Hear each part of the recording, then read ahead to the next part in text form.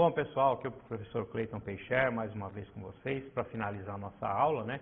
Para fazer um apanhado geral do que nós falamos até agora, para que fique bem fixado aí o que dissemos de erro de tipo, que falamos de tipo penal, né? Os conceitos do tipo penal, realmente, falando do verbo, do núcleo do tipo, da conduta do agente. Então, precisamos fixar isso para que vocês entendam bem. Primeiro, eu disse a vocês que é necessário analisar o conceito analítico de crime. Para que você tenha crime, você precisa percorrer por todos esses estágios, né? Então, temos que analisar tipicidade, ilicitude e culpabilidade. Quando falamos em tipo penal, esse tipo penal ele é estudado lá na tipicidade, né?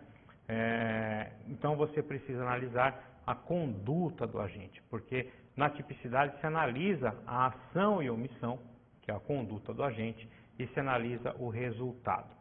Dentro dessa análise tem que existir um nexo de causalidade entre a conduta do agente, a ação ou omissão e o resultado, para ver se essa conduta ainda está descrita em algum tipo penal, um tipo legal, ou seja, descrito em lei. Se assim tiver, portanto, você terá a tipicidade. E o tipo penal, ele é aquele que está descrito no artigo de lei mesmo, como, por exemplo, o homicídio, artigo 121, matar alguém. Lá no roubo, 157, subtrair para si coisa alheia móvel mediante violência ou grave ameaça.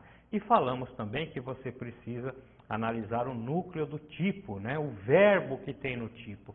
E aí sim é onde você analisa o tipo penal por conta da conduta do agente, né? Se ele agiu, se aquela conduta dele está descrita no tipo penal. Falamos também que existem tipos penais que têm mais de um verbo, né? São os tipos aí, como no caso do tráfico de drogas, que tem várias condutas, vários verbos, e você tem que enquadrar aquela conduta no tipo penal. E se ele cometer várias condutas dentro do mesmo contexto daquelas descritas no tipo penal, ele não vai responder por vários crimes, né? Ele vai responder por um crime único. Portanto, um tipo penal, ele é formado, como falamos também, das elementares e das circunstâncias, né? As elementares geralmente são aquelas que vêm no caput do artigo. Por exemplo, lá no homicídio, matar alguém. Se você tem essa conduta de matar alguém, ela é uma elementar do crime de homicídio. Portanto, matar alguém é elementar. Entretanto, você tem as circunstâncias também. As circunstâncias geralmente estão nos parágrafos, nos incisos, tomando como exemplo aqui o crime de homicídio, você tem lá nos parágrafos, né, o homicídio qualificado, por exemplo, por motivo fútil, por motivo torpe, né? Então, ainda que se descaracterize a circunstância aqui, né, se o agente praticou aquela conduta, ainda que não se caracterize o motivo torpe, o motivo fútil e assim por diante, não descaracteriza o crime de homicídio, ele continua existindo. Então, portanto, você deve analisar o tipo penal de uma forma completa, né?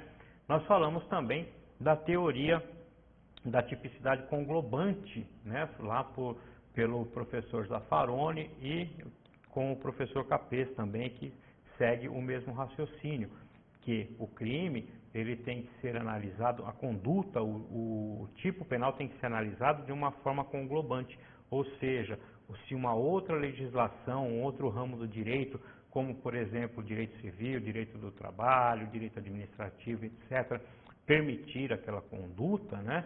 Então ela não pode ser tipificada como crime, ainda que esteja descrita aquela conduta num tipo penal, né? Ou seja, você tem que analisar de uma forma conglobante, num todo, se é permitido aquela atitude, aquela conduta por um outro ramo do direito, não há que se falar, então, aqui na tipicidade, né? O fato se torna atípico.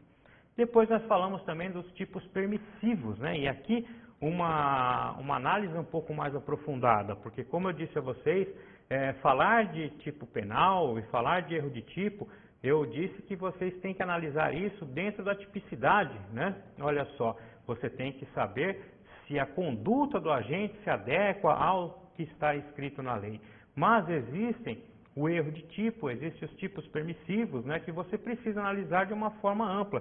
E aí você parte um pouco da tipicidade, você sai um pouquinho da tipicidade e vai analisar um pouco da ilicitude, né, onde estão discriminadas lá no artigo 23 as excludentes de ilicitude, né, estado de necessidade, legítima defesa, estrito cumprimento do dever legal e o exercício regular do direito. Então, às vezes, a pessoa age, tem aquela conduta, mas ela está acobertada aí, através de um erro de tipo, por exemplo, por uma causa excludente dessa, chamada causa excludentes putativas, né? Então nós temos lá o estado de necessidade putativo, a legítima defesa putativa, o exercício regular do direito putativo e assim por diante, né?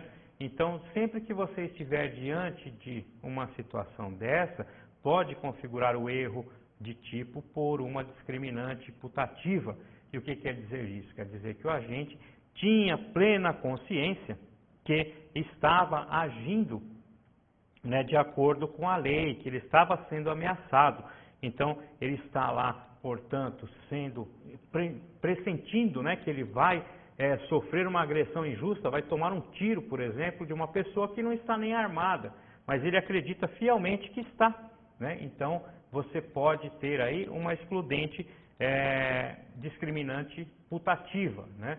E aí incorre no erro de tipo, perfeito? Isso não pode excluir o dolo e a culpa, né? Que são lá os elementos da conduta, da ação, né? Ou pode, isso se inevitável, e se evitável pode excluir o dolo, mas responder ainda pela culpa, né? E depois nós vimos com relação ao erro essencial, erro acidental, falamos sobre o erro sobre o objeto, o erro sobre a pessoa, arrebácio ictus, arrebácio criminis, né?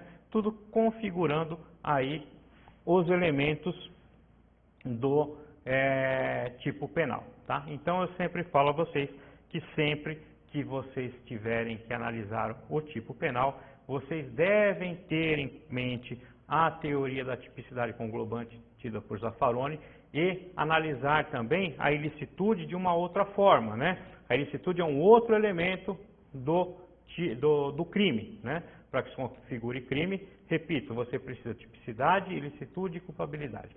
Não estamos aqui dizendo que dentro da tipicidade você deve analisar a ilicitude, mas você deve verificar no caso concreto se você não está diante de um erro de tipo derivado aí de uma discriminante putativa, que são aquelas do artigo 23 do Código Penal. Isso quer dizer que o agente pode ter agido